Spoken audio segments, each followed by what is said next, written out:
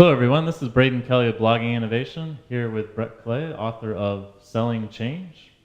Brett, thanks for taking time out of your busy schedule to chat with me. As you can imagine, innovation and change are very closely linked. And so, first off, before we get started, just tell the audience out there a little bit about why this book, why now. Well, today change and innovation, I think, are absolutely required in order to be competitive. The forces of globalization and the internet empowerment are driving margins down and profits down because people can find the best solution to any problem from anywhere on the planet, and it's going to be at the best solution at the best price. So to keep ahead of that curve, you need to constantly innovate and change, and that's really one of the key drivers why I wrote the book. Okay, and when you think about change and the importance of change to organizations, why is it so difficult for people or organizations to change? Well, I think most people, when they think of change, they always think about trying to force things through. How do you drive change? And that actually causes gridlock. Kurt Lewin, the founder or the godfather of force field analysis, said that people's behaviors are a result of a force they feel. So if you feel a force, then you'll take some action. But he also said that when you have forces at play, that creates tension because there are other forces that then resist that change or push against that force. So the more people push, the harder other forces come into play and resist that change, and it just creates gridlock. And so I think that that's one of the key things that really cause obstacles for organizations in doing innovation is a lot of times people take this force attitude. And what Kurt Lewin suggested actually is that you need to reduce tension rather than push harder. So reducing tension actually counterintuitively is pushing less hard. And it really then becomes looking at the forces that are influencing the decisions and the actions people take so that you can understand why people are taking those actions and what direction they're trying to head, what goals they're trying to achieve. And if you harness those forces and help people achieve their goals, you'll probably be more successful driving change and driving innovation. So as people attempt to drive change and drive innovation, oftentimes they're trying to do that from the middle of the organization, not always from the top down. We don't always have that luxury. So do you have any advice for people in the middle of the organization that are trying to start an innovation revolution or to make change happen from the middle of the organization? Sure, that's a great question. Actually, I wrote the book from that perspective because as a salesperson and a marketer, I was always coming into organizations from the side and into the middle to help drive the change from the middle outward. And you don't always have the luxury of being the person that's at the top that says, "Hey, go in this direction." That's much easier. So that my perspective on driving change from the middle is you have to, I created this framework I call the Change Leadership Framework. And it starts with that notion of identifying the forces that are influencing the organization. What's going on around you if you're that person in the middle? And what's driving those people that are around you? Once you understand that, you can look at how the people are responding to those forces. That's the discipline we call change response. Once you understand how they're responding or what changes that they're looking at making, you can look at what's called power analysis. Now, this is another one of those areas where there's a myth.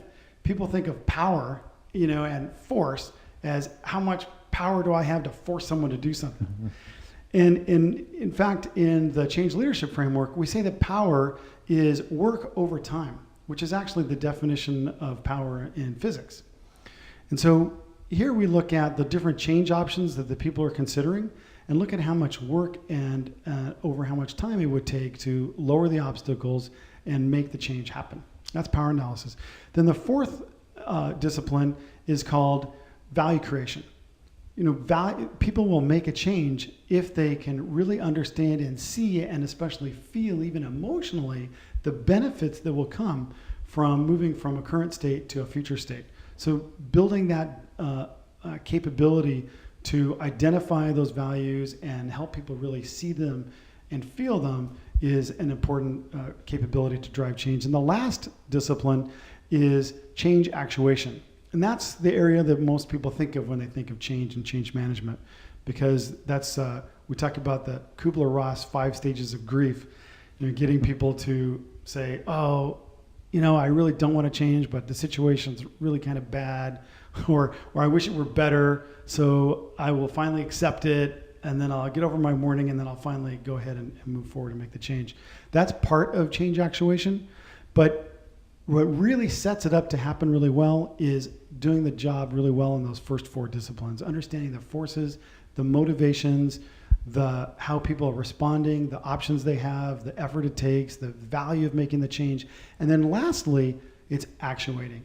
And the word actuating means starting in motion. And that's the most important part, is just getting the people to get off the dime and to take that first step. And then after that, you just keep the momentum going on the change. Okay, and momentum is, of course, very important to innovation because you have to go from idea to execution. And as we look at change and the importance of change to innovation, then one of the things that comes up for me is that not only do you have to really convince people within the organization that the projects that you're working on are core for the organization and are going to drive good revenue for the organization, but you also have to explain to the customer about the value and the value that you're going to deliver in this new product or solution. So do you have any advice for people in regards to change when it comes to innovation on the external side of the organization? Well, in the value creation discipline, I talk about a value hierarchy. And it starts with the features of the initiative or the product or the service that you're trying to get the people to adopt. And above that are the benefits. Then you can talk about the business benefits. How does that translate to increased revenue or whatever the business metrics of the organization? And the more you can quantify those, of course, the more real they'll be appreciated in the organization. But the highest level of the value hierarchy is what I call personal value. And that's understanding that whatever change that you're making or innovation that you're making or product you're trying to sell will get adopted if the person feels a benefit, not just for the business, for a business reason, but for a personal reason, that gets down to their deep motivators. And so my advice to people to really drive the value home when they're driving innovation is to look beyond the obvious business benefits and try to get it down to the point where it's helping individual people achieve their individual goals. Okay, well, that's all very good advice, Brett. And again, this has been Braden Kelly of Blogging Innovation, along with Brett Clay, author of Selling Change. So it's a great book. It's a very clean layout. It really surfaces the insights well in the book. It's definitely worth checking out because, after all, change is change is very important to innovation. So thank you very much, Brett, for your time. And thank you very much. It's good chatting with you.